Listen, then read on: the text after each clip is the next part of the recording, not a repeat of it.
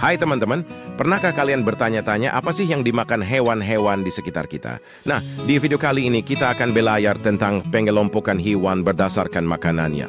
Jenis-jenis hewan berdasarkan makanannya. Hewan-hewan di dunia ini dapat dikelompokkan menjadi 3 kategori berdasarkan makanannya, yaitu herbivora, pemakan tumbuhan.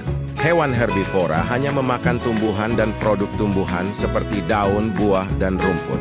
Contoh hewan herbivora adalah sapi, kambing, jerapah, dan kelinci. Karnivora, pemakan daging. Hewan karnivora hanya memakan hewan lain.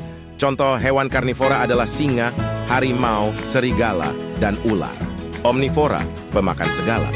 Hewan omnivora memakan tumbuhan dan hewan. Contoh hewan omnivora adalah manusia, beruang, ayam, dan ikan lele.